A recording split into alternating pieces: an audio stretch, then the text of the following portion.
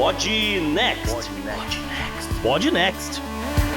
Fala galera, estamos aqui para o episódio 13 do Pod Next. E tô eu, JP, e eu vou contar uma parada pra vocês. Nesse home office, eu tenho usado a mesma camisa pra marcar os dias da semana. Sabe o que eu digo? Toda segunda-feira eu uso uma polo azul, na terça uma cor de abóbora, na quarta uma verde. E hoje, porque aqui foi feriado, na segunda eu me embananei e tô usando a camisa de quarta-feira. Salve ouvintes, salve JP, aqui é Gustavo Rebelo e hoje tem um convidado que me ensinou a cozinhar pela internet. Eita! Oi gente, Isabela diretamente do Rio. E se teve atraso na SpaceX por causa do clima, eu aí quase não fui ejetada da minha cama hoje também por causa do frio. Pô, do Rio? Olha só, eu sou carioca, menos de 25 graus e eu tô com 2 casacos, meia, nem tirei o pijama hoje, hein? E hoje nós temos um convidado super especial, o Gustavo já deu aí um mini spoiler, mas seja bem-vindo ao Podnext, Fernando Russell, também conhecido como Tucano. E aí, galera, beleza? Eu não corro esse problema do JP porque todas as minhas camisetas são pretas. Beleza. Hoje a gente tem um bocado de assunto importante, pesados. De repente vamos ter menos blocos, mas acho que vai ficar bacana. Bora então. Bora pro programa. E no programa de hoje, a nossa pauta quente traz as manifestações de Hong Kong. E também explica um pouco do histórico dessa península para você saber exatamente o que está acontecendo. Na estatística, os efeitos do Covid sobre os pequenos negócios. E o nosso convidado nos conta mais sobre os efeitos sobre a área de restaurantes. Na coluna de economia, eu explico como o dólar impacta na sua vida diária. O nosso figuraça talvez seja quem você menos espera, mas eu vou deixar vocês se surpreenderem no episódio. Na ciência de hoje, vamos fabricar bebidas alcoólicas de maneiras alternativas. O obituário talvez seja a coluna mais necessária. Precisamos falar sobre George Floyd. E como sempre, terminamos com a agenda do JP e as nossas dicas da semana para aliviar a sua quarentena. Vambora?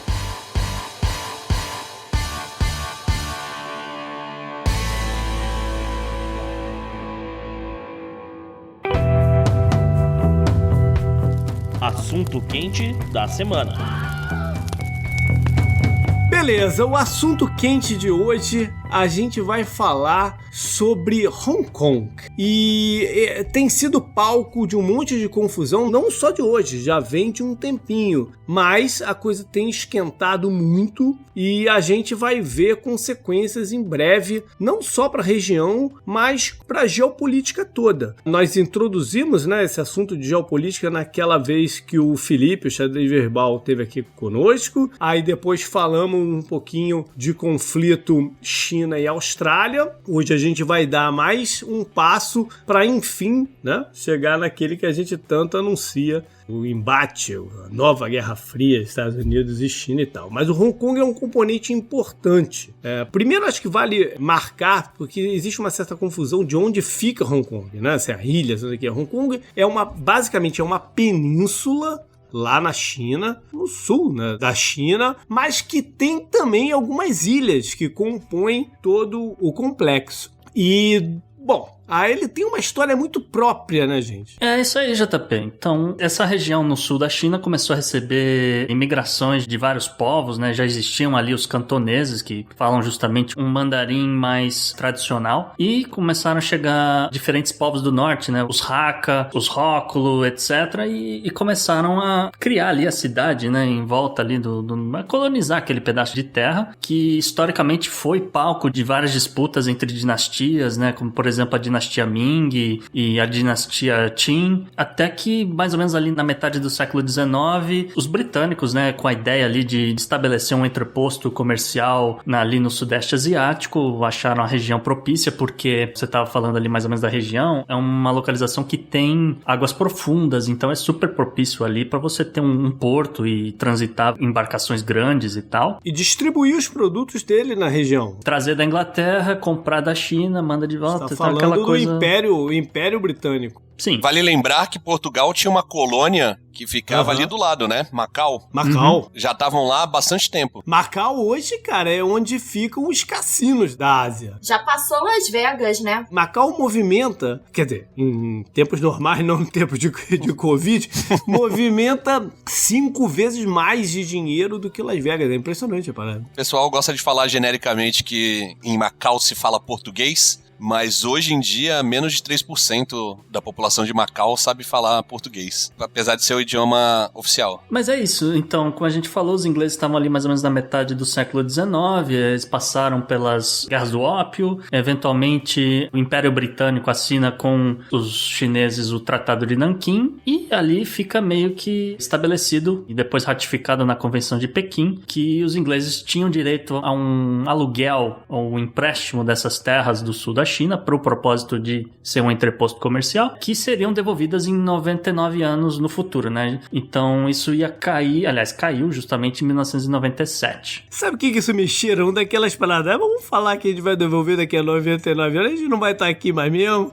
Vai acontecer alguma merda, a gente devolve porra nenhuma, mas pelo menos a gente apazigua as coisas aqui, né? Só que o tempo passou e chegou essa data, chegou perto dessa data. Mas eu acho que sempre, assim, pelo menos na época que foi assinado, realmente os ingleses não tinham interesse em devolver, tanto que existe uma crítica a Thatcher por isso, né? Porque é devolvido em 1997, mas as tratativas para devolução, a gente vai chegar aí num país dois sistemas que é uma imposição da Inglaterra para devolver Hong Kong, é na verdade negociado pela Thatcher. Então tem aí uma crítica de que ela poderia simplesmente ter ignorado e ficar do jeito que estava.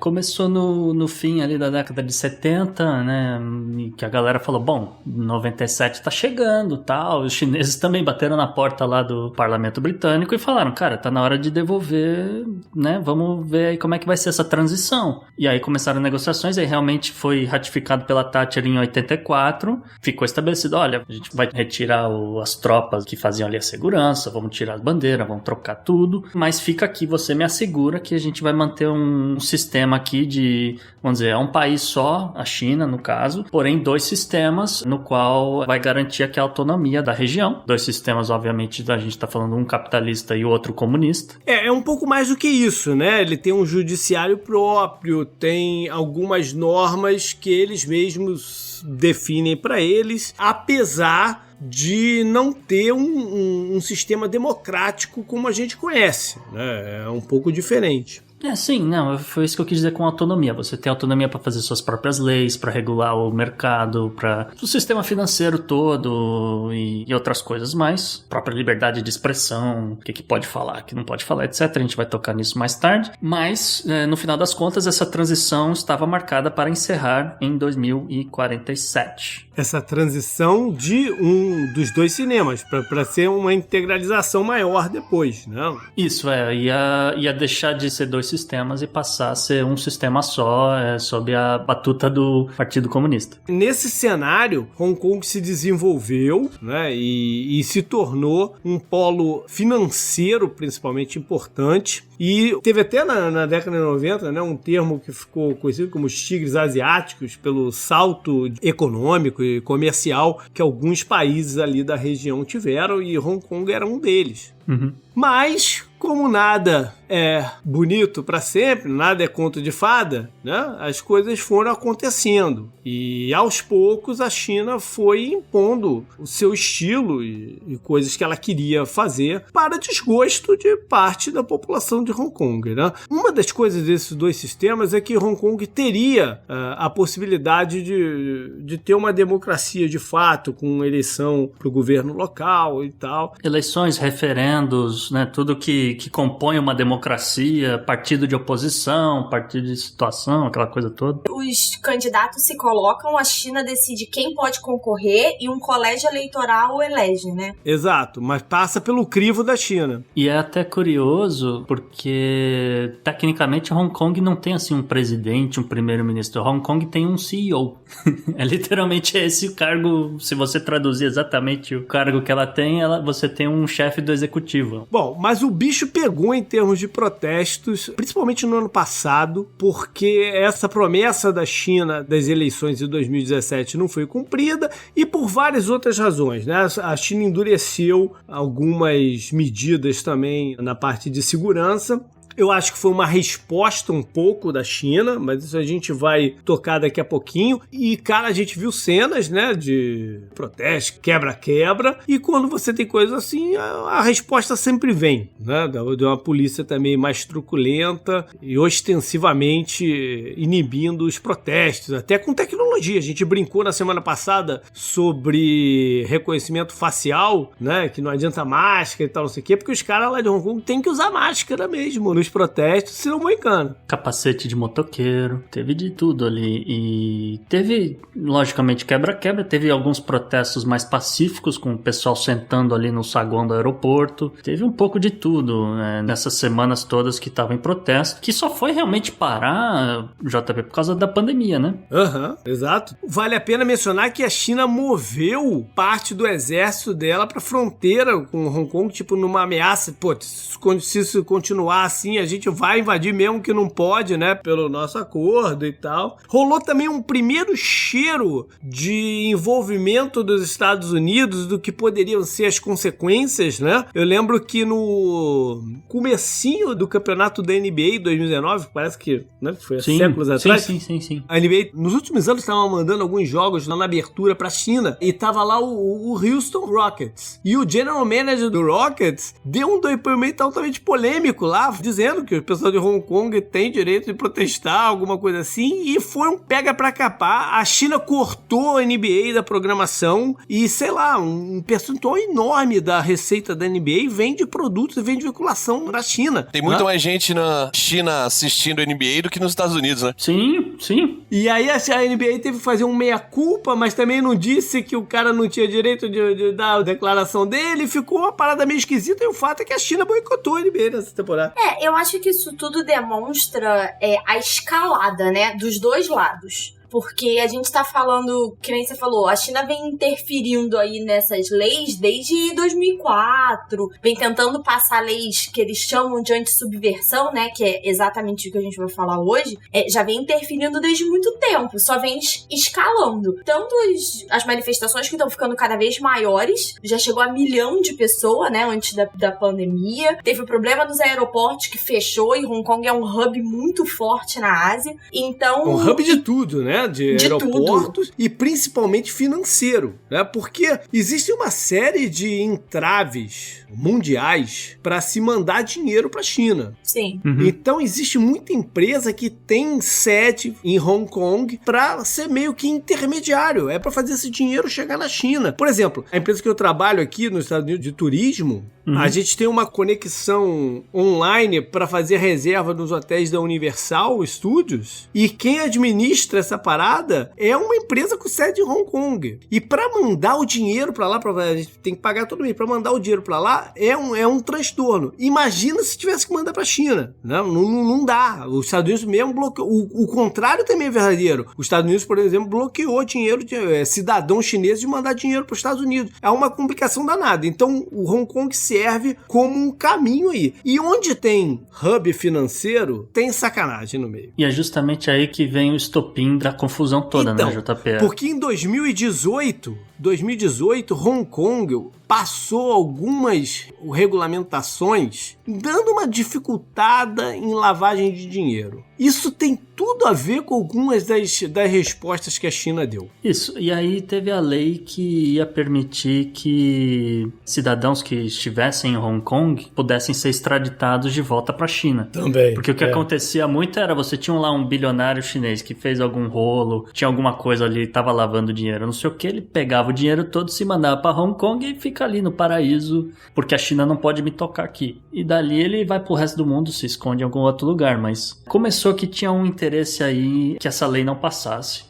acabou que ela não passou. Acabaram que outras leis de segurança, como a gente falou, também não passaram, em virtude desses protestos todos. Não só não passaram, né? Elas foram engavetadas. Eu acho que é ainda mais forte. Porque, assim, uma vez que você chega no parlamento, né, ela vai passar. Porque tem todo um controle. Uma das coisas que a China fazia era retirar das posições, né, do legislativo pessoas pró-democracia, que eram convidadas a ir a Pequim ou que eram simplesmente tiradas dos seus cargos. Então, assim, a grande vitória é que não chega nem à votação, né, até porque a China não gostaria de que tivesse uma votação e perdesse. Então, a gente vê na história que várias das manifestações conseguem fazer engavetar esses projetos e alguns deles estão voltando à tona agora, no meio dessa questão toda. Com mais austeridade ainda, né? Exato. E aí, no última reunião parlamentar lá da China, o nosso Xi Jinping anunciou que vai meter bronca no projeto, na nova lei de segurança lá para Hong Kong. Já passou, né? Já passou. Ela passou hoje, e aí eu acho que uma das coisas que a gente precisa chamar atenção é, essas leis que a gente veio falando antes, teriam que passar na legislatura de Hong Kong, que tem a sua própria mini-constituição, como a gente falou lá no Um País, Dois Sistemas.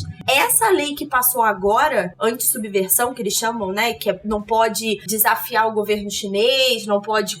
as manifestações são consideradas subversão, foram passadas de uma maneira que não precisa de aprovação em Hong Kong, simplesmente ela é incluída direto na Constituição. E é isso, foi votado dentro do Partido Comunista, teve um voto contrário e 6 abstenções, 2.878 votos a favor. Então, assim, você vê que o peso dessa decisão que tá dando protesto enquanto a gente tá gravando. Ou seja, basicamente destrói o sistema que era conhecido até então, né? Que o Gustavo chamou aí antes de um país, dois sistemas. Porque agora a China mesmo pode chegar, elaborar leis de segurança para Hong Kong especificamente, se quiser, e falar, é isso aqui o novo código, e acabou. Agora, nas últimas 48 horas foi uma confusão danada, porque começou com, primeiro, uma lei um pouco mais polêmica, que tornava crime punível com até 3 anos de cadeia para quem desrespeitasse o hino chinês, né? Tem muito disso de... igual no Brasil, né? Canta o hino do Brasil, aí tem gente que canta o hino do Rio Grande do Sul ao mesmo tempo, aquela coisa toda. Então isso aí não ia mais poder em Hong Kong. Então começou com esse negócio. Aí logo depois veio o anúncio, e aí entra um pouco aquilo que a gente está falando aqui da Guerra Fria entre China e Estados Unidos, que o secretário de Estado Mike Pompeo veio a público dizer que, olha, os Estados Unidos agora reconhece que Hong Kong está completamente sem seu status de autonomia, porque a China está violando aquele acordo lá atrás que a gente falou, que a Margaret Thatcher assinou, que dizia que ia ter vamos dizer, essa transição ia até 2047. Então, o que os Estados Unidos disse é, bom, a China obviamente violou esse acordo e está claramente acelerando essa transição. Mas por que você acha que o Pompeu foi tão rápido falar isso? Qual o interesse dos Estados Unidos em quebrar de vez Hong Kong? Porque a consequência vai ser quebrar Hong Kong. Bom, tem uma outra coisa que a gente tem que fazer um parêntese aqui, porque, ok, tem os protestos, tem a parada toda, a população tem o direito de protestar e o escambau. Só que a gente tem que ter na cabeça também que não é porque Hong Kong tem esse sistema diferenciado, é um país, uma área, vamos dizer assim, num sistema capitalista, que é a maior maravilha do mundo. Não é. A vida lá é barra pesada pra caceta. Inclusive, o Felipe, que deu uma entrevista pra gente falando, alguns episódios atrás, falando sobre reabertura na China, quando eu tava conversando com ele antes, né, ele me disse que tava na China há mais ou menos pouco tempo, que ele tinha morado mais tempo em Hong Kong, se mudou de Hong Kong pra lá, e a razão que ele se mudou é porque a qualidade de vida na China é muito melhor do que a de Hong Kong, que morar em Hong Kong é caríssimo, né? É caríssimo e é muito complicado, né? As pessoas têm aqueles apartamentos são a mini gaiola, que a pessoa mora tudo a geladeira sai pelo teto da cama e tu mora naquela gaiola ali, enfim. Sim, metro quadrado, caríssimo, resumindo, Hong Kong desde de sempre não tem um alívio, né? Não tem.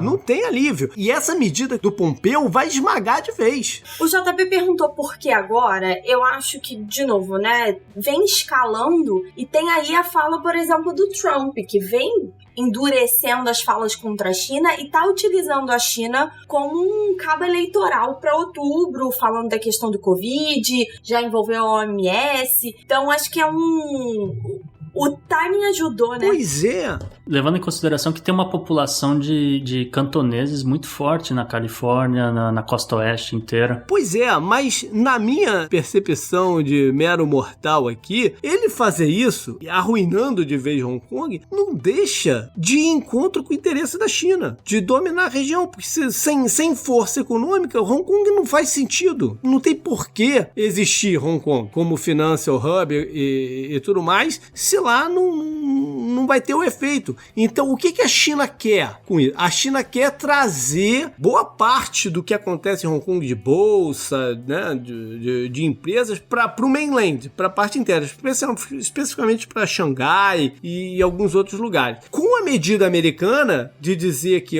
não é mais safe, não é mais seguro fazer negócio em Hong Kong, as empresas vão fugir de lá. E quem quiser fazer negócio com a China vai ter que ir para Xangai. Então, não deixa de convergir, e por mais estranho que pareça, não deixa de convergir os interesses aí. E JP, tem outra coisa também, que eu ia até jogar a bola para a Isa, fundos de investimento na China, fundos de investimento que entram na China através de Hong Kong, provavelmente tem regras próprias dizendo, não, enquanto Hong Kong for uma região autônoma, meu fundo vai continuar aqui investindo, né? Porque eu não tenho interesse em investir na Bolsa de Xangai especificamente, eu tenho interesse em ficar aqui. Tem muita coisa assim, né, Isa? Quando Hong Kong volta para a China em 97, a gente está olhando anacronicamente pensando na China que a gente tem hoje. A China de 97 era um país muito subdesenvolvido que tinha uma economia ínfima olhando para o mundo. E aí, quando ela começa a desenvolver as megacidades dela, que são ilhas com regras diferenciadas, e é daí que vem esse capitalismo, que não é um capitalismo, né? Esse socialismo de mercado que tem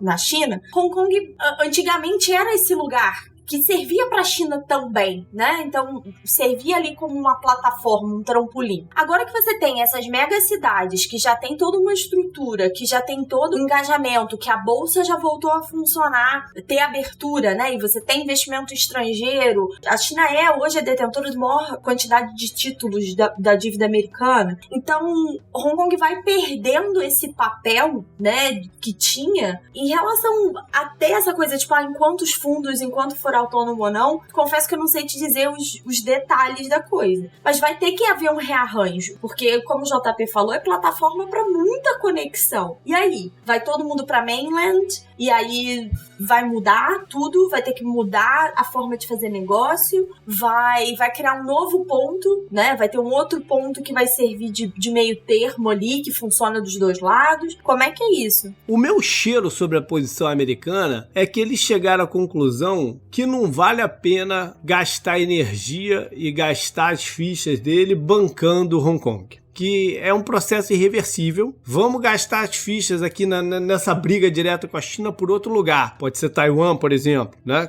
que é mais estratégico do que Hong Kong. Então, essa é a minha impressão. Mas não deixa de acordo com a China. Pelo lado da China, a gente nunca dá um pouco a visão da China, né? Eu falei um pouquinho aí do interesse deles de trazer alguns desses mercados para dentro. Só que a narrativa deles, né? O argumento que eles usam é que Hong Kong tem sido um risco para a segurança nacional como um todo, né? Sim. E outra, que esses protestos e essas tensões, na verdade, significam que eles querem um rompimento, querem uma sedição da parada, né? E aí justifica você botar regras de segurança nacional mais fortes para preservar o país, né? Para preservar a nação. Eu tenho uma leitura um pouco diferente de você, JP, no sentido do porquê os Estados Unidos não têm se engajado em Hong Kong. Acho que a figura do presidente Trump, né, ou até o presidente Trump, então até o último governo Obama, o presidente americano era o bastião da democracia no mundo, o grande defensor. E agora você vê a plataforma do Trump muito mais voltada para a economia. Então, Hong Kong não significa nada economicamente para os Estados Unidos, então não tem ponto em defender isso. Enquanto para governos anteriores, por exemplo,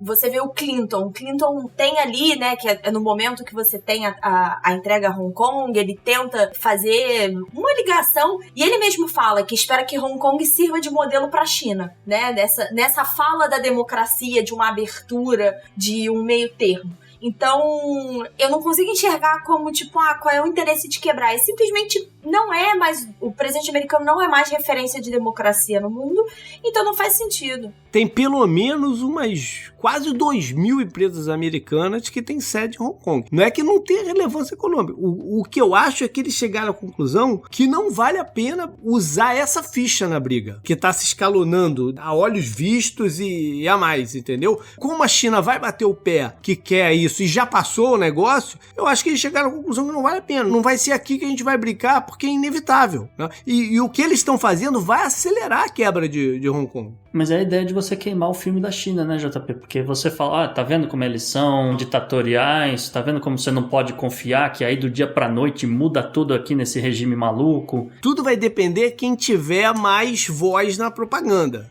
Traga de volta suas fábricas pros Estados Unidos, porque tá vendo, você não pode confiar, amanhã eles vão nacionalizar aí sua fábrica de celular, entendeu? É propaganda. Não sei, Hong Kong a parada é realmente um intermediário. É um intermediário. Não, eu só tô dizendo, só tô separando as coisas. Olha, você usa isso aqui pra fazer aquilo lá que você quer, entendeu? Mas tu sabe que um dia, ontem ou anteontem, agora não me lembro, eu saí pra caminhar ouvindo, botei um podcast pra um episódio lá, que eu falei, puta, esse aqui tá perfeito, né? Olhei ali o título, tudo que você precisa saber sobre o momento de Hong Kong. Eu falei, pô, é esse aqui mesmo, né? E liguei a parada. Aí saí com um negócio no ouvido e logo de cara eles começam entrevistando um professor de uma universidade da Inglaterra, com sotaque bem carregado de inglês e tal. E, cara, quando foi passando o tempo, eu fui vendo que, cara, tudo que os caras estavam falando era uma visão só China da parada, né? O cara justificando só o que a China estava fazendo e tal, falando sobre essa questão do risco de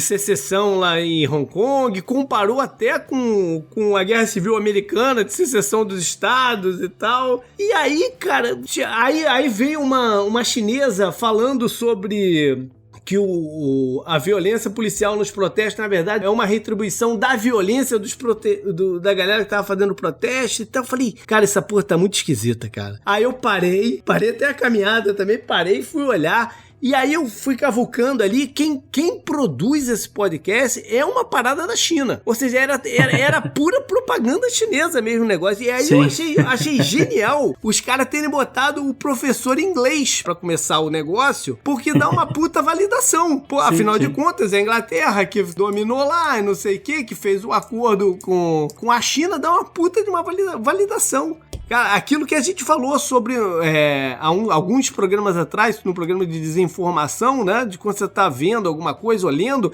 tentar entender quem é que tá fazendo o negócio, né? E eu simplesmente dei play lá e se eu tivesse mais distraído, eu ia poder até falar, puta, é mesmo, né? Tudo faz sentido aqui e tal. Mas é isso, né, JP? E aí, é isso não, vai ser isso, né? Vai ser isso, porque o bicho ainda vai pegar muito por lá. E vamos ver o que vai acontecer nos próximos dias, inclusive vamos ver qual vai ser a reação dos Estados Unidos, né? Isso aí. Up next. Up next.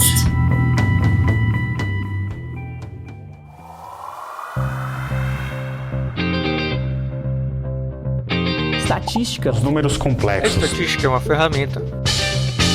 E na nossa estatística da semana vamos falar, como sempre, do impacto de Covid, mas dessa vez nos negócios locais, nos bares e restaurantes. Gustavo vai trazer alguns números pra gente e aí a gente trouxe o nosso convidado pra comentar em primeira mão os impactos, não é isso, Gustavo? É isso, Isa. Então, pesquisa da Abracel com 1.558 estabelecimentos do Brasil, pesquisa realizada agora mais ou menos na metade de maio. o que eles contam pra gente é o seguinte, 67,2% dos empresários desse ramo alimentício pretendem retomar os negócios com uma operação reduzida. 81% dos empresários que tentaram buscar algum crédito, alguma coisa assim, tiveram o pedido negado.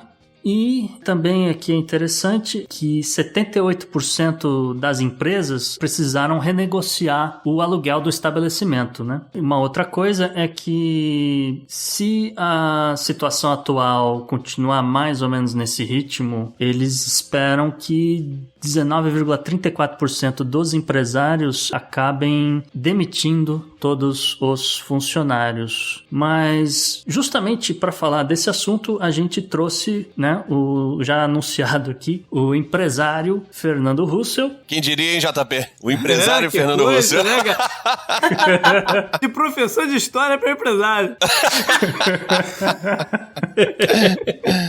Para falar justamente como é que tá a situação no setor, pelo menos ali a situação da empresa dele. O Tucano é empresário, empreendeu num restaurante chamado Seven Kings, e ele tem uma visão muito bacana para isso. A gente está falando de reabertura na maioria das vezes, né? Então, antes de reabertura, o teu restaurante é em Santos. Como é que tá a situação aí em Santos no momento? Tá tudo aberto? Como é que tá? Como é que estão as coisas? Não, tá serviços essenciais, farmácia, supermercados, os restaurantes e bares, eles podem servir delivery e takeaway, né? Retirada na porta, mas o resto tudo tá fechado. Quer dizer, deveria estar fechado. Não pode entrar, pedir, sentar e comer. Não, na verdade, deveria estar fechado, né? Tucano, desculpa, eu descobri o sistema do Dória aí, acho que tem 2-3 dias. Como é que é? Sistema de cores, né? Como é que tá aí na Baixada? Hoje foi apresentado as cidades, os municípios que estão em cada fase. O governo do estado fez um sistema de cores, como você falou, que cada cor representa uma fase de abertura, de reabertura. E isso, inclusive, deixou vários prefeitos e comerciantes de vários municípios, porque a capital de São Paulo, cidade de São Paulo, já está na segunda fase e, segundo os prefeitos, é o lugar onde mais tem infecção e outros municípios ainda estão na primeira fase. São Paulo está uma fase à frente, digamos assim. E tem outro problema. A grande São Paulo, que é o entorno, outras cidades ali, Osasco, cidades satélites de São Paulo, elas estão na fase 1, enquanto São Paulo, capital, já está na fase 2. Só que existe um fluxo gigantesco de pessoas que trabalham numa cidade e moram em outra. Por exemplo, eu tenho dezenas de amigos meus que trabalham em São Paulo. Então eles, teoricamente, eles estão numa cidade que está na fase 1, não está nada reaberto, e eles vão poder ir trabalhar na cidade de São Paulo, que está na fase 2, que tem algumas coisas reabertas. A galera já prevendo que isso não vai dar muito certo. E como é que foi a adaptação do teu negócio, do teu restaurante para esse sistema só de delivery? Alguns restaurantes tiveram mais trabalho na adaptação porque não tinham delivery, né? Principalmente aqueles que são restaurante por quilo, que agora vão ter um trabalho maior ainda de se reinventar, né? Como a gente já tinha o serviço de delivery, foi um pouco mais fácil. Lógico que o movimento cai muito, né? Mas de logística, assim, a gente já estava se preparando antes de a prefeitura e o governo do estado decretarem o fechamento. A gente já estava pensando em fechar por uma questão de preservar os funcionários. A gente já tinha liberado alguns funcionários. Funcionário que estava de férias não voltou. Tinha uma funcionária nossa que estava grávida e pegava transporte público, porque ela morava longe e tudo mais. A gente deu primeiro férias para ela e depois ela não voltou de férias. E aí, quando eu falo não voltou, não voltou porque eu demiti, tá? Eles foram só afastados, recebendo o salário normalmente. Tem um funcionário que tinha mais de 60 anos, a gente liberou e tudo mais, e a gente ficou com uma equipe reduzida e focando no delivery. A gente diminuiu os preços para incentivar o pessoal a comprar, deu 15% de desconto tanto no delivery como no takeaway, e tá trabalhando nesse esquema, por enquanto. Bom, tem um impacto enorme, né, de lucratividade, porque a pessoa não tá lá, né, acaba compra de impulso, acaba o consumo de bebidas, de um monte de coisa. Como é que foi para esse equilíbrio? Você conseguiu equilíbrio? Você conseguiu, por exemplo, algum acesso a algum programa do governo de auxílio? Equilíbrio não se consegue. É óbvio. A gente opera negativo, mas menos do que a gente imaginava, né? A gente teve uma queda aí de 50% a 60% no faturamento. O número de hambúrgueres vendidos caiu, mas foi menos do que o faturamento, porque a gente tinha, por exemplo, cerveja, a Seven Kings é Seven Kings Burgers and Beers. A gente tem cerveja artesanal. A pessoa tá lá, ela bebe uma cerveja antes de chegar o hambúrguer, quando chega o hambúrguer ela pede outra, se bobear pede mais uma, pede sobremesa, e o ticket médio dentro do restaurante é bem maior do que o ticket médio do delivery, né? A gente até agora não precisou pegar crédito, fazer empréstimo ou qualquer coisa nesse sentido. Apesar de que nós, em dezembro, fizemos uma reforma que foi uma mega reforma. A gente transformou a hamburgueria numa taverna medieval. Compramos lustre de antiquário, tocha de parede, escudo. Vocês estavam expandindo, eu lembro desse papo. A gente fez uma... Fez um calabouço pra botar cliente chato, não? Queria, não, mas não fiz não. A gente fez uma mega reforma em dezembro, novembro e dezembro, e foi com uma grana que a gente tinha em caixa, né? E quando chegou a pandemia, a gente tava ainda pagando essa reforma, porque foi parcelado e tudo mais. Então a gente não tinha tanto dinheiro em caixa, mas a gente não precisou fazer empréstimo até agora, mas alguns funcionários nossos foram afastados por um programa do governo que eles pagam como se fosse um salário de desemprego, contanto que nós não demitamos eles e a gente complementa até o salário base. Então a gente avisou primeiro todo mundo, lá no começo de março, avisou pra eles, falou, o seguinte, gente, provavelmente a gente vai ter que fechar e ficar só no delivery. Então, sem os consumidores aqui dentro, não tem 10%. E eles ganham quase o dobro do salário deles em 10%. Eu falei, então, se segurem aí, não gastem muito, porque esse mês já vai vir mais baixo o salário. A gente, então, conseguiu afastar alguns funcionários, eles estão recebendo, então, uma parte do governo e a gente complementa. A gente tá pagando o salário base para todos os funcionários, não demitimos nenhum. Tem alguns impostos que foram parcelados, que estão podendo ser parcelados, né? Ou pagos depois que acabar a pandemia. E isso dá um fôlego.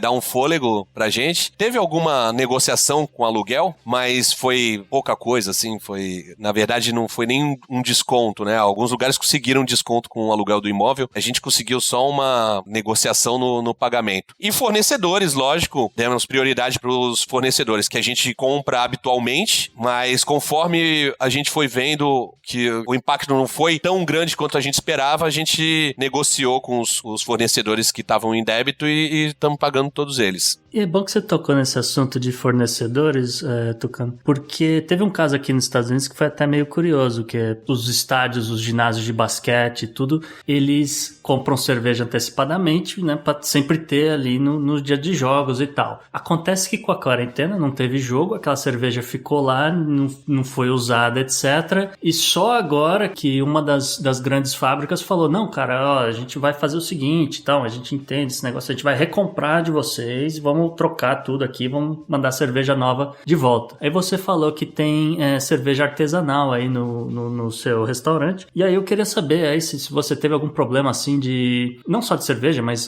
particularmente de cerveja, se você teve que devolver, se estragou coisa, se teve que jogar fora, se teve muito prejuízo nesse sentido. Não, a gente teve algumas cervejas que não estragaram, mas passaram da data de validade, mas tranquilo, porque a gente sabe que cerveja não estraga, a gente não pode vender. Então trouxemos pra casa e liquidamos o estoque.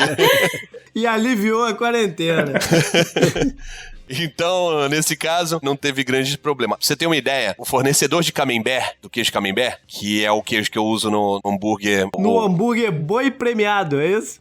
Exatamente. Que foi o premiado lá na Maria Braga. Inclusive, hoje é dia do hambúrguer, tá, gente? Que a gente tá gravando. O fornecedor de queijo camembert, ele vendia 8 caixas de camembert por mês. Quando a gente abriu e começou a comprar deles, a gente passou a comprar de 10 a 20 caixas por semana. Só que o sanduíche, o camembert, ele é o queijo camembert empanado e ele fica crocante por fora e ele fica cremoso por dentro. A gente fez uns testes logo no início, que a gente começou a fazer delivery, e a gente via que o queijo não ficava tão cremoso depois de algum tempo. Ele ia esfriando e ele não ia ficando tão cremoso. E aí, para o bem da imagem e da experiência experiência do cliente, né, pra experiência ser completa, porque também ele amassa o queijo camembert, ele escorre tipo como se fosse uma cachoeira de camembert. Eita. E aí a gente chegou e falou assim, não, esse aqui é só se o cliente vier aqui, não tem por delivery. Só que quando começou a quarentena e ficou só delivery, a gente teve que adaptar, então a gente passou a vender. Então a gente tinha bastante queijo camembert em estoque, se a gente não tivesse vendido. Ele mesmo no delivery, ele é o sanduíche que mais vende, ele vende mais que o dobro do que os outros sanduíches e a galera falou que tá bom, não ficou ruim não ficou, a experiência ainda é boa. E qual é a perspectiva da reabertura e no pós-reabertura? Como é que é esse novo normal dos restaurantes? Você tem alguma ideia disso? Olha, eu vejo muita gente desesperada pra abrir de qualquer jeito, como se abrir as portas fosse sinônimo de ter clientes. Isso aconteceu com um inimigo meu, não vou citar, mas ele ganhou muito dinheiro com madeireira. E o restaurante dele serve hambúrguer também, o hambúrguer é ruim. Ele tava achando que era um absurdo deixar tudo fechado e em Balneário Camboriú pôde abrir e ele deu uma declaração falando assim, nossa, antes vinham 400 pessoas por dia, hoje vem 30, não sei o que tá acontecendo. O que tá acontecendo é que é a maior pandemia nos últimos 100 anos, amigo. As pessoas, não é questão de tá fechado, ela não vai porque tá fechado. As pessoas não vão porque estão com medo ou porque sabem qual é do perigo e querem se proteger. Mas o que você espera de quando tiver aberto? Como é que você acha que vai porque isso vai ter que criar uma estrutura diferente para atender o público, né? Como é que vai ser esse equilíbrio? Sim, antes de fechar, nós já tínhamos diminuído a capacidade do salão, tá? Para as pessoas ficarem mais separadas. Tem um plano de reabertura da prefeitura falando o número de pessoas que podem estar de acordo com a área construída do imóvel. Que é bem pouca gente, né? Mas a gente não tá muito preocupado com isso, porque a gente tá mais preocupado com o bem-estar dos funcionários, dos clientes e de nós mesmos. A gente teve uma reunião, sou eu e mais 2 sócios, e a gente decidiu o seguinte, mesmo que abra, oficialmente seja permitido abrir, a gente vai avaliar por nós mesmos se a gente se sente seguro em abrir. E aí, tomando todas as precauções, álcool gel, máscara, tudo que nós já estamos fazendo, né? Apesar de não ter cliente, os funcionários precisam usar máscara, precisam ter álcool gel e tudo mais. E tem, por exemplo, máquina de cartão de crédito, que uma pessoa passa, tem que ser higienizada a cada uso, né? Mas para restaurante é complicado. Por quê? Vai ser obrigatório entrar de máscara no restaurante. Beleza, mas a hora que chegar o hambúrguer, você vai ter que tirar a máscara para comer. E se você pedir uma batatinha antes, você vai ficar sem máscara. Se você pedir um refrigerante, uma bebida, vai ter que ficar sem máscara. Então, a gente tá se preparando para reabrir, mas muito cautelosamente. O que você acha, pensando já mais 3 passos para frente, o que você acha que vai... Você lá no começo você falou que quando mudou para delivery começou a dar uns descontos, né, para incrementar a venda. O que você acha que vai acontecer com o preço de produtos e serviços no setor de restaurantes? Olha, sinceramente, eu não sei, porque assim, as pessoas deixaram de ir no restaurante, mas não deixaram de comer comida de restaurante. Porque, primeiro, tem muita gente que não sabe cozinhar, ou que tem preguiça de cozinhar. Não é que nem o Gu Rebel que assiste os vídeos da cozinha de Jack e aprendeu a cozinhar. Pô, espaguete é putanesca, a culpa é tua. Olha aí. Mas eu acho que nos preços talvez não tenha um impacto tão grande. Então, Tucano, diga pra galera aí, cara, o que você quer dizer pros teus clientes nesse momento? Nesse momento é fiquem em casa, lavem a mão, tomem cuidado e comam hambúrguer. Beleza, pode tirar a gravata e botar o boné de novo agora. Up next. Up next.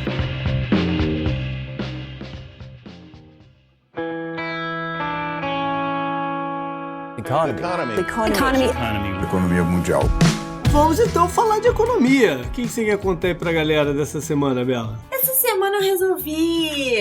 Na verdade, eu tava vendo toda a discussão de dólar aí, né? Que a gente tá falando, vai bater 6, vai bater 7, vai tá sobe, desce. E eu comecei a pensar se as pessoas entendem realmente o efeito do dólar, né?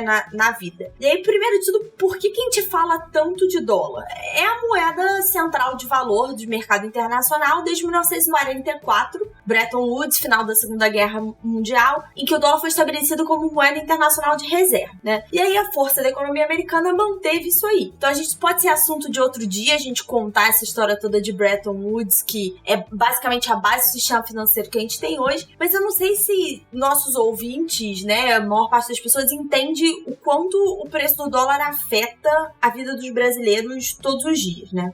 Tem coisa que parece que não é de todo dia, né? Então a gente escuta o superávit primário, recorde de safra, recorde de exportação. E por que isso acontece? Porque como o dólar tá muito caro, a produção em real, né, transforma um produto nacional muito mais barato no mercado internacional. Então se torna muito mais atraente, é muito mais fácil de vender. Por outro lado, as empresas têm maior dificuldade, as indústrias, né, têm maior dificuldade de importar insumos e máquinas que precisam vir do exterior. Isso faz com que as empresas se tornem menos competitivas e também uma redução de investimento, porque fica cada vez mais caro, né, investir. E a questão dos juros da dívida externa, né, que por mais que hoje em dia o Brasil seja credor, ainda tem muita dívida em dólar que precisa ser paga, e aí tem essa questão do custo, né. E esses são números que saem no jornal, parecem muito longe do alcance, mas tem muito efeito no cotidiano. Então, por exemplo, a exportação de alimentos normalmente causa uma pressão de preço interno, porque o produtor tem cada vez mais interesse em vender, né, para o exterior ao invés de ficar no mercado no Brasil. Tem alguns produtos aqui no Brasil que são dolarizados, porque ou tem que ser muito exportados, ou no caso da gasolina, por exemplo, que a cotação do preço tá em dólar, né? Então, o Tucano pode até falar pra gente, por exemplo, a questão do pão, porque trigo é um produto que a gente importa muito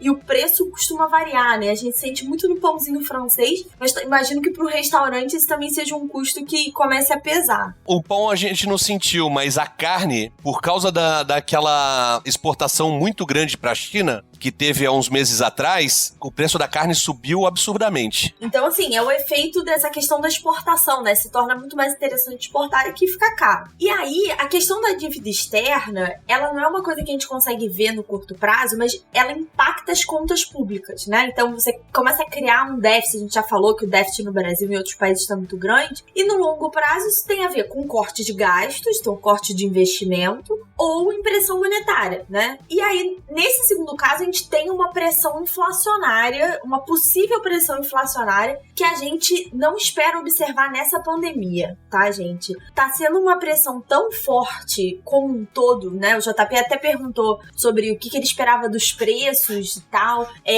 A gente espera que, no geral, quando a gente olha para as expectativas de inflação já caíram, já estão abaixo de 2% agora para 2020, mas a expectativa é de deflação. Então, para vocês terem noção da coisa toda. Não, na verdade, eu acho que os preços todos vão subir de tudo, não vão cair. Os preços vão subir, porque as pessoas vão ter que se reorganizar suas empresas para uma nova realidade e a conta vai precisar fechar, então o preço vai precisar subir. Mas, na verdade, JP, você tem, com o aumento do desemprego, você tem uma redução da renda. Então, se as empresas sobem muito o preço, elas não vão ser capazes de vender. Aí é uma questão do equilíbrio, né? Mas com você com 20% da capacidade dentro do negócio, você também não pode manter a mesma margem de lucro. Não tem escala para isso. Então você vai ter que subir preço. Mas se você subir preço, as pessoas vão parar de consumir, porque... Vai ter que se achar o equilíbrio aí. Eu acho só que ele vai ser um equilíbrio num ponto mais acima. Pois é, não é isso que a gente tá vendo nos números, tá, JP? Nas projeções... Ô, JP, eu tô vendo mais ao contrário. Eu tô vendo baixar o preço. Porque as pessoas tentam atrair, né? A primeira forma que você faz isso é via preço. Então, em questão de projeção, que é o que a gente tem agora, né? Aqui no Brasil a gente tem o Boletim Focus, que sai toda segunda-feira, se eu não me engano, que o Banco Central pergunta aos avaliadores de mercado quais são as expectativas dele, onde é que eles veem dólar e tudo. E aí, por exemplo, em janeiro, o primeiro Boletim Focus de 2020 dava uma inflação de 4,3%, que estaria ali bem perto da meta, né? E no boletim mais recente, de semana passada, do dia 22, a média já tá em 1,57%. Quem tá ouvindo fala, é só durante o efeito do Covid e a pandemia? Na verdade, todas as projeções de inflação 2020, 21 e 22 também estão sendo revisadas para baixo. Então, o grande temor da subida do dólar, que é uma pressão inflacionária, especialmente em alimentos e combustíveis, a gente não espera observar por causa da recessão do Covid. Deixa eu te fazer uma pergunta, Bela, que eu vi essa semana uma notícia de que o governo ia pedir do Banco Central um aporte de, 500 bilhões, alguma coisa assim, relativo ao lucro que eles tiveram em operações cambiais. Isso procede, não? Procede. O que isso quer dizer, tá, gente? O Brasil, todos os países, na verdade, têm uma reserva cambial. Então, no Brasil, essa reserva é especialmente gorda. Ela começou a ser criada quando foi estabelecido o real em 94. E aí ela teve o ápice, se eu não me engano, ali durante o governo Lula e tudo. O que acontece? Se você tem dólar, né? Se você tem uma conta em dólar, essa conta vale mais em real. Só que as contas do Tesouro e do Banco Central estão em real. Então ela tem uma vantagem, um ganho só do câmbio, né? Como os investidores, por exemplo, de dólar ou de fundo cambial sentem isso. O dinheiro que você aportou é o mesmo, mas ele tá ganhando no câmbio. E aí essa diferença positiva, o Banco Central devolve ao Tesouro. E nesse momento, normalmente já se devolve, né? Mas nesse momento estão falando que realmente vão pagar e tal para ajudar com os custos, especialmente do auxílio emergencial, até com o rombo, né, fiscal que vai acontecer 2020 e 2021. Então, sim, aconteceu e se continuar subindo, vai acontecer de novo até o final do ano. Beleza. É isso aí. Up next. Up next.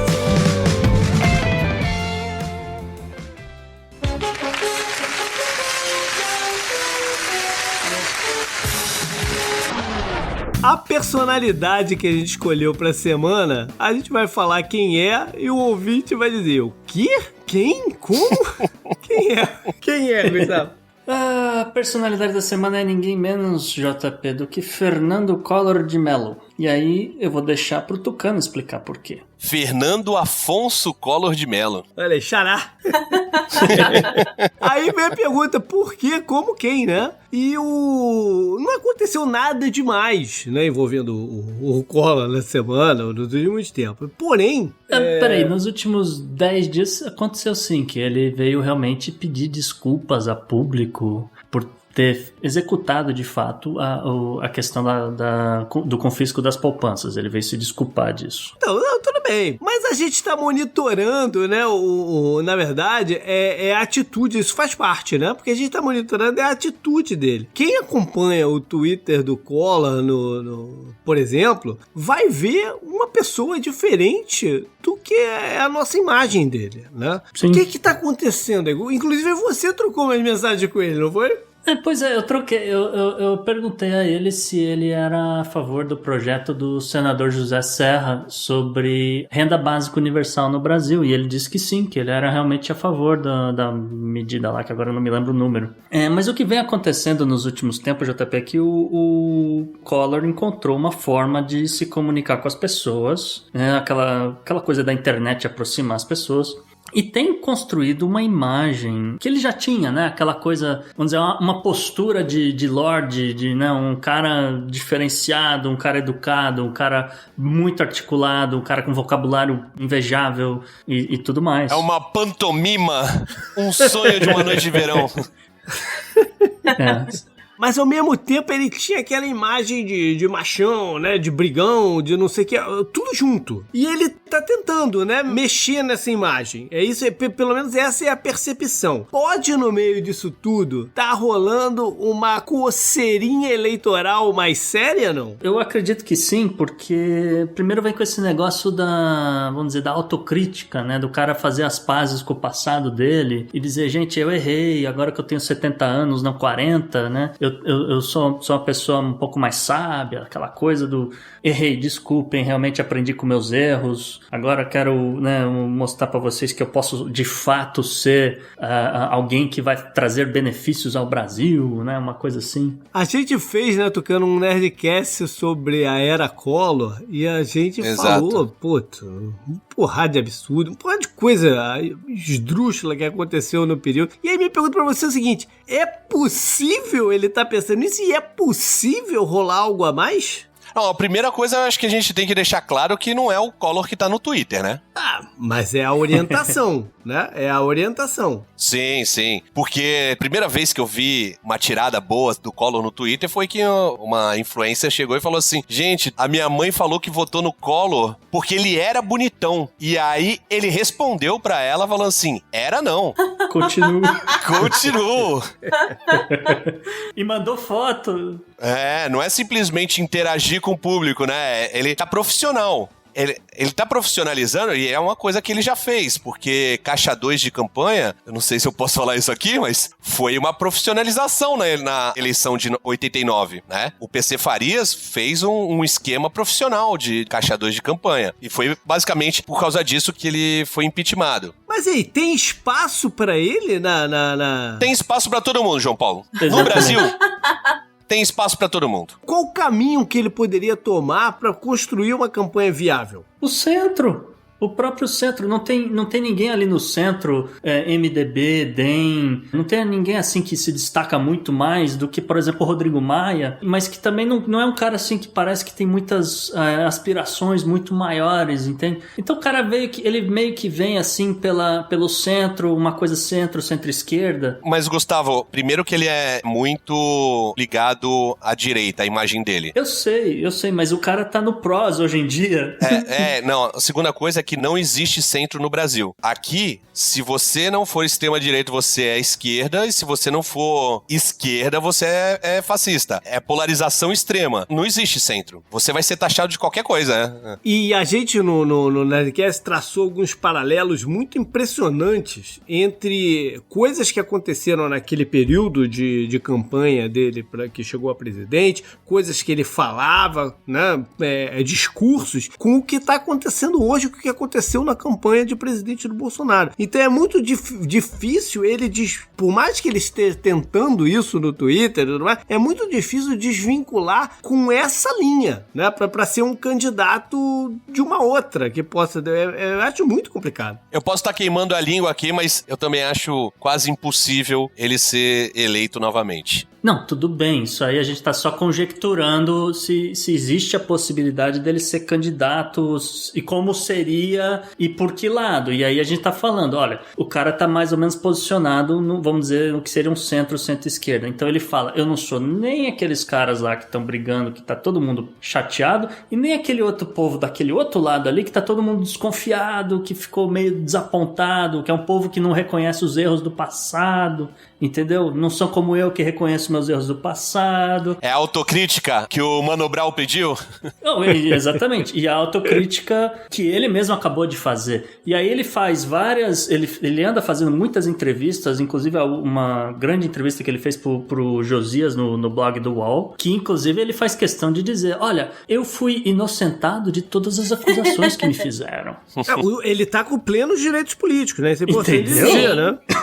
Entendeu o que esse cara tá pensando e articulando, etc? Não, que existe uma movimentação, existe. A gente vive na época de reconstrução de narrativas políticas, né? Então é isso que ele tá tentando fazer. Ele tá tentando reconstruir a narrativa dele, que tem a questão do impeachment e caçador de marajás e notas promissórias e todas essas lendas, né, pra nova geração, que só conhece ele dos livros de história como o presidente impeachmentado. Teve um tweet, inclusive, que foi muito engraçado, eu mandei até pro JP já, que ele botou uma foto de um painel do carro, mais um detalhe da parte que mede a gasolina, e aí ele falou o seguinte, acabei de chegar em casa e estou impressionado com a descoberta. Eu não sabia que a setinha do marcador que fica no painel de combustível servia para mostrar também o lado do tanque no veículo. Vocês sabiam disso? Ele tá quase o manual do mundo. Sim. Aí, um cara que eu conheço, o Felipe, chegou e falou assim, é que antigamente não tinha, e mandou uma foto do painel de uma Elba. Pra quem não sabe, uma das provas da corrupção dele foi um Fiat Elba. Eu quero ver se ele vai reconstruir também a casa da Dinda. Ele mora lá ainda, ele ainda mora lá. Pra você, ouvinte, que não sabe o que é um Fiat Elba, a gente coloca no Instagram pra você. Isso. Up next. Up next.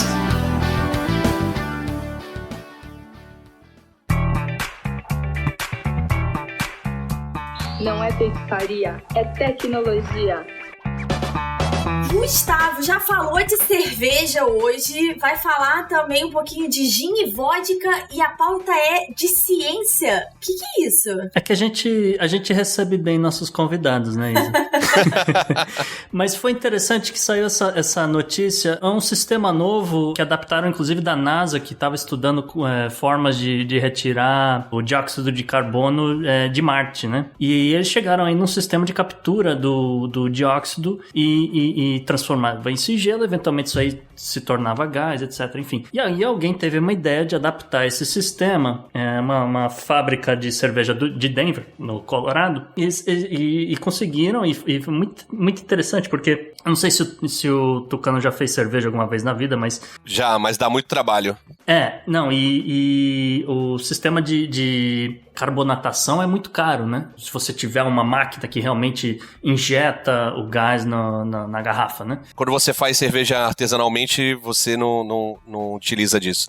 A carbonatação é feita dentro do recipiente. Exatamente. Então é uma máquina, é um equipamento que é muito caro. E então o cara pegou esse sistema, adaptou. É um sistema que custa assim 10% do que um sistema grande custaria para fazer mais de, 100 mil garrafas por dia, por semana, não importa muito, né? E, de quebra, a máquina que eles construíram ainda é super eficiente a ponto de que esse carbono, essa injeção de gás que ele dá na garrafa acaba sobrando para as necessidades dele. Então, ele acaba vendendo para outras fábricas ali da região. Então, achei interessante essa nova tecnologia por causa disso. Ele retira o dióxido de carbono da atmosfera e transforma em cerveja.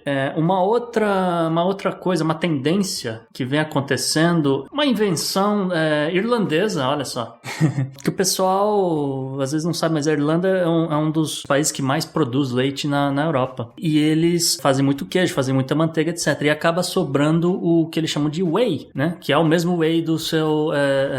suplemento. Exatamente. E que é nada mais do que o soro que sobra desse processo de fabricação de queijo, fabricação de manteiga, etc. E os irlandeses descobriram que, realmente o Saccharomyces cerevisiae, que faz a fermentação da cerveja normal, ele não consegue, o fungo não consegue quebrar a proteína de lactose. Porém, existem outros fungos, como, por exemplo, o Cleveromyces marxianus, que consegue quebrar essa lactose do whey. E justamente transformando em glucose e galactose, que depois acaba sendo fermentado e isso vira álcool. E aí a galera chegou ali na conclusão que dá pra usar isso pra fazer gin, dá pra fazer vodka, etc. Gin e leite. Os povos nômades da Ásia Central faziam bebidas alcoólicas a partir de leite fermentado. Leite de camelo, provavelmente, alguma coisa de assim. Leite de égua. A gente até brinca que não podia ser leite de cavalo, né? Porque Up next. Up next.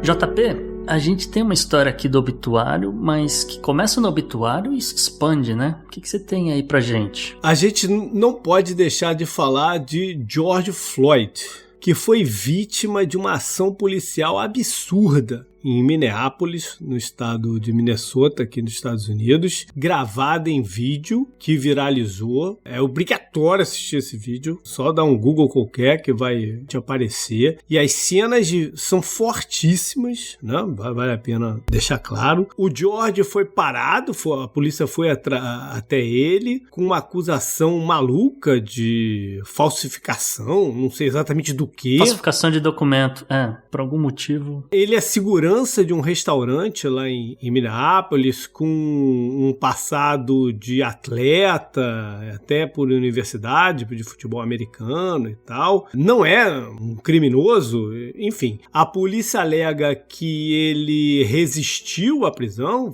teve agressividade em resistir à prisão. E o que se deu a seguida foi totalmente desproporcional. No vídeo mostra o policial ajoelhado no pescoço dele, ele suplicando pedindo por ajuda, por dizer que não estava conseguindo respirar. Pessoas em volta falando, o cara não está conseguindo respirar, e o policial não alivia a pressão do pescoço. Aí ele desacorda, chama uma ambulância e aparentemente ele já morreu na ambulância, ou até quando botaram na ambulância ele devia estar morto, enfim. E chega no hospital. Aí o bicho pegou. Aí o bicho pegou. O bicho pegou porque, primeiro, que não é o primeiro caso de violência policial contra negros em Minnesota, né? Tem um caso antigo até, um sujeito chamado Philando Castile, que o policial atirou, ele estava no veículo com a namorada também filmou o negócio, o policial atirou enquanto ele buscava documentação. Ele tinha avisado pro policial que tinha uma arma no carro legal, estava pegando a documentação e o cara atira nele. Isso também foi em vídeo, foi também um fuzuê para todo lado. Ou seja, existe um histórico de racismo policial no estado. E até curioso, JP, que você falou aí do caso do rapaz que levou o tiro da polícia, porque saiu justamente enquanto, né, as pessoas estavam se indignando com relação ao caso aqui do Jorge, saiu uma estatística de que as mortes por armas de fogo causadas por policiais nos Estados Unidos não diminuiu durante a pandemia e continua no mesmo ritmo dos últimos 5 anos, provavelmente para fechar o ano com um pouco mais de 1.000 mortes provocadas por policiais. A repercussão foi imensa, né? Começa com a família escandalizada por vendo o vídeo. Os policiais foram demitidos, mas a família, com razão, pede que eles sejam acusados, né, de assassinato. O prefeito de Minneapolis ficou pra morrer, ficou maluco na parada e também criticando demais a ação da polícia e, ao que tudo indica, ele concorda em prosseguir com, né, o processo. Com o indiciamento. O Trump se envolveu na parada também. Ele não pode deixar de se envolver em ano eleitoral, né?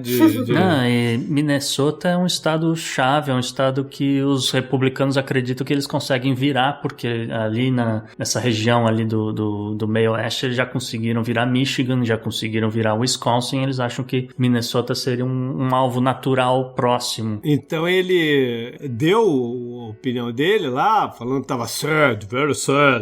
E parece que vai colocar o FBI também para investigar o caso. Só que o povo tá muito satisfeito e foi pras ruas e o bicho tá pegando por lá, né? É uma área que tem muito estudante, né, JP? A Universidade de Minnesota tem campus grande ali nas Twin Cities, né, ali no Minneapolis-St. Paul. Então, os estudantes começaram a ir pras ruas para protestar. Aí a coisa começou a escalar, porque, né, novamente, a gente tá em tempos de pandemia, tem muita gente desempregada. Uhum. Uma galera começou a pôr pilha, vamos invadir supermercados. Que se dane o distanciamento social numa hora dessa, né? Tem um vídeo rolando na internet de destruindo uma Target, né? Então, assim, tá bem saques, tem prédios em chamas, tá uma grande escalada. Eu ia justamente falar de prédios em chamas, que isso foi o que aconteceu de ontem para hoje, né? Num bairro de Minneapolis, teve ali justamente ali uma área que um fogo começou numa loja de autopeças e aí se expandiu. É uma área muito fria, então os prédios são meio interligados até para você não precisar andar na rua. Então começou numa loja de autopeças, passou para um supermercado local, que passou para um prédio que estava em construção e o negócio foi crescendo até um certo ponto que foi o quarteirão inteiro pegando fogo. Aí, por conta disso, o governador do estado, o Tim Walz, acabou chamando a Guarda Nacional para ver se bota ordem na casa. E é uma situação meio assim única, porque a Guarda Nacional estando na rua e vendo essas pessoas, a Guarda Nacional vai agir. E é um pouquinho diferente, acaba não sendo tão diferente do que acontece no Brasil. Vamos fazer. Você quer dizer que o pau vai cantar? O pau vai cantar. E aí a gente vai fazer a seguinte pergunta. Pode? A gente tá na China ou está nos Estados Unidos? É Hong Kong? Ou no Brasil, né? É Hong Kong? Onde pode o protesto, onde pode descer a pancada e onde não pode, né? E aí, como a gente falou, não sabe, as seguradoras não sabem o que fazer, porque obviamente que a gente tá falando de cidades grandes que já tem seguro, etc, por conta de roubos, etc. E de repente você tem uma loja completamente pilhada, né? Que é até meio curioso, porque historicamente a população de Minnesota tem origem no norueguesa, sueca, dinamarquesa, etc, né? Os escandinavos em geral. Tanto que o time de futebol americano é o Vikings, né? Então acho que meio que a galera resgatou aí a genética ancestral e resolveu praticar a pilhagem, etc. Vale lembrar que truculência policial, especialmente contra negros, não é exclusividade do Brasil, né? A gente teve no Brasil recente o caso também muito chocante agora de um menino lá em São Gonçalo chamado João Pedro. A gente acha que é coisa do Brasil. Não, o racismo dentro da polícia e em vários setores da sociedade é uma coisa muito mais ampla, a gente não pode esquecer disso.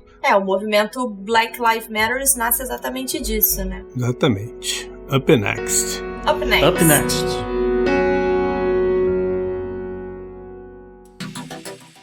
Anote no seu calendário.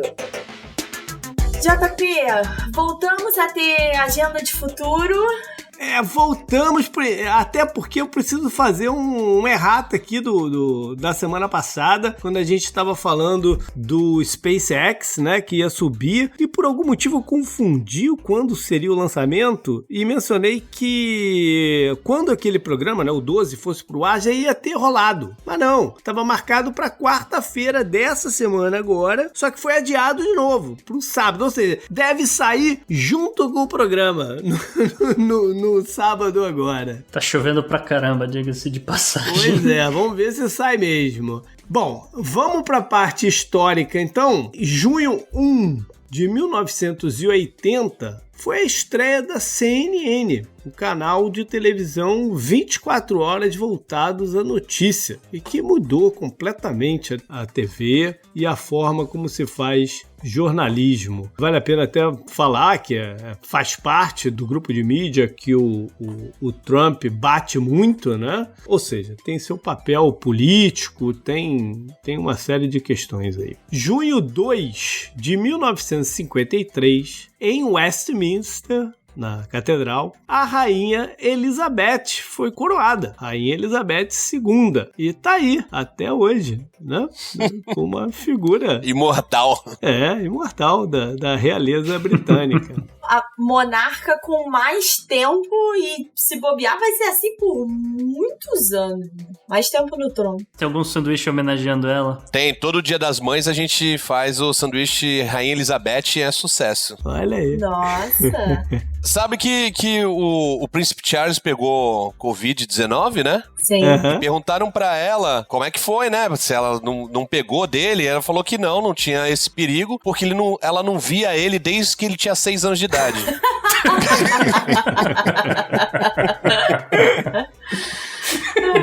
Em junho 3 de 1937, o ex-rei Edward III da Inglaterra se casou com a americana divorciada Wallis Simpson. Ele tinha abdicado do trono por causa dela e por outras razões. Ele não tinha o perfil de rei, e nesse ponto até ele tem muito em comum com o sobrinho, né? O Príncipe Charles, que o Tucano mencionou agora, que também não tem lá muito... Mas né? ele abdicou pro George, que era gago, né? Então, pro irmão dele, o George, pai da Rainha Elizabeth. Ou seja, se não rola a americana na parada e ele não abdica, a gente não teria a Rainha Elizabeth, né? O rei Edward, vale a pena mencionar, o programa já tá enorme, mas eu não tenho como não dizer isso, ele tem um monte de coisa envolvendo ele, né? Inclusive um plano dos nazistas de matar, assassinar o rei George, retornar o Edward pra coroa, que eles teriam costurado um acordo com ele e encerraria a parte ocidental da guerra e tal.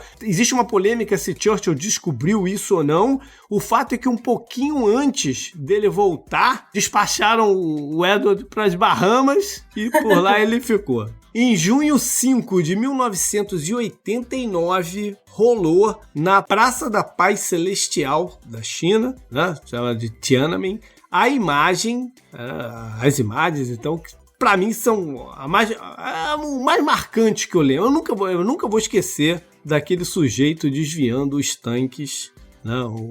O cara do tanque decidindo não atropelar o cara e desviando nos protestos lá, que os protestos já vinham há muito tempo, mas culminou nesse dia com aquele evento. Justamente falando aí de repressão por parte do governo chinês de medidas, vamos dizer, mais democráticas, né? A repressão que dura até hoje, esses eventos não são ensinados nas escolas, as pessoas mais novas não têm a menor ideia que ele aconteceu. Hong Kong é tão especial, né, que é o único lugar da China que celebra a data, né, do massacre da Paz Celestial, que é liberado, né, falar do assunto, e há sempre manifestações e reconhecimentos pacíficos nessa data só em Hong Kong.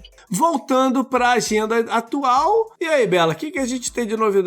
Essa semana nós vamos estrear nossa primeira live, gente. Vai acontecer dia 2, terça-feira, 9 horas da noite, no nosso canal do YouTube, que é o youtube.com/podnext. Isso aí. Então vocês podem acompanhar lá, gente. E a gente vai lembrar vocês tanto no Twitter quanto no Instagram. E lembrando que depois, se a gente conseguir, a gente vai lançar o áudio da nossa live também no feed pra vocês acompanharem.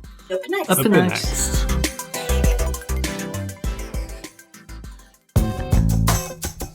Esse eu recomendo pra você. E pra fechar, sempre o ponto alto do episódio pra mim, nossas dicas culturais da semana. JP, o que você traz pra gente dessa vez? Então, eu até trouxe um monte de coisa na história aí, na parte histórica sobre Inglaterra e realeza e tudo mais. Boa parte é porque eu fiquei perdido durante a semana lendo aqui um livro que eu tenho descreve uma infinidade de castelos do Reino Unido e da Irlanda. Vai mostrando a característica deles e por que conflitos, né? Qual foram os fatos marcantes, conflitos por que passaram. Foi uma viagem mesmo aqui, de novo, porque eu já tinha passado por isso. E se chama Castles of Britain and Ireland, de Rodney Castleton. Muito bem, Gustavo, o que você traz pra gente essa semana? Isa, eu vou recomendar um livro que está disponível de graça no Kindle Unlimited, o Snow Globe, de Fábio M. Barreto. É uma ficção científica brasileira, obviamente. Uma história que se passa em São Paulo e em Nova York. Envolve viagens no tempo, umas tecnologias, vamos dizer, ele tenta fazer aquela coisa de prever tecnologias que vão sair. Uma futurologia, assim. E, assim, viagem no tempo à parte, pra quem não gosta muito desse tipo de tema, tem todo um drama ali, tem uma história bem interessante, viu? Eu recomendo muito. E se tudo der certo, de repente ele aparece na nossa live. Para de dar spoiler, Gustavo! Poxa! Tucano, convidado também da dica cultural aqui nesse podcast. Então vou falar aqui do Saxon Stories, do Bernard Cornwell, que é o meu escritor favorito, que é uma novela sobre um garoto saxão no século IX, por aí, que os vikings chegam, matam o pai dele, matam o irmão dele, e ele é raptado, mas os vikings adotam ele, e ele cresce como um viking. Cresce como um psicopata, né? E ele fica entre ser um saxão e ser um viking, e passa... Com a história dele, mostra toda a história da unificação dos reinos anglo-saxões. Eu tô indicando esse livro porque eu comprei há, sei lá, uns 10 anos atrás, um box fechado que vinha com 5 livros. E aí, botei no Twitter falando que tinha comprado, e falei, mas você sabe que não acaba nesses 5, né? Eu, como não? Aí eu falei, não, então... E só agora o autor soltou o último livro, na verdade vai sair em outubro, que é o Warlord, que é o 13º livro da série. Ou seja, tá mais pra malhação do que pra novela. Agora, olha só. O castelo de Bamburg tá aqui nesse livro que eu falei aqui em cima. O Castle of Britain of Ireland. Legal, tá legal. E você, Isabela, o que você tem aí? Hoje, na verdade, eu trago pra vocês uma pessoa. Vou recomendar o trabalho de uma acadêmica. O nome dela é Brené Brown. E ela lida... O grande estudo dela tem a ver com vulnerabilidade. E eu achei super relevante nesse momento que a gente tá vivendo. A gente se sente muito vulnerável a todas as situações. E tem pra todos os gostos. Você gosta de livro, eu recomendo fortemente A Coragem de Ser Imperfeito. Você que gosta de coisas mais rapidinhas, o TED Talk dela é um dos 10 mais vistos de todos os tempos. E para quem gosta de audiovisual um pouco mais longo, tem uma apresentação dela, se eu não me engano, estilo documentário, de mais ou menos 1h30 na Netflix. Super recomendado todo o trabalho de Brené Brown. Maravilha! Foi isso então. Antes da gente finalizar, agradecer muito o Tucano por estar aqui com a gente. E aí, cara, o que você quer aí mandar pra galera? Não, obrigado vocês, honrado de estar aqui. Gosto muito do podcast. E pessoal de São Paulo, capital, em breve estaremos lá com o Seven Kings. Olha aí, que beleza. Só quero saber quando chega no Rio, hein? Bom, vocês sabem, se quiserem mandar pra gente crítica, sugestão, comentário, o que quiser, pode ser pelo e-mail contato@opodnext.com ou mande também suas mensagens pelo Twitter, por exemplo, pro JP_Miguel ou para o Gustavo no @gu_rebel. E para mim, no @Bela Fontanella, tudo com 2 L's. Ou para todos nós, tanto no Twitter quanto no Instagram, no @opodnext. E para o Fernando, o seu vulgo Tucano no @CancerJack. Nem vale a pena explicar. Valeu, galera! até mais. Tchau, gente. É isso aí, feliz dia do hambúrguer. Valeu. Abraço.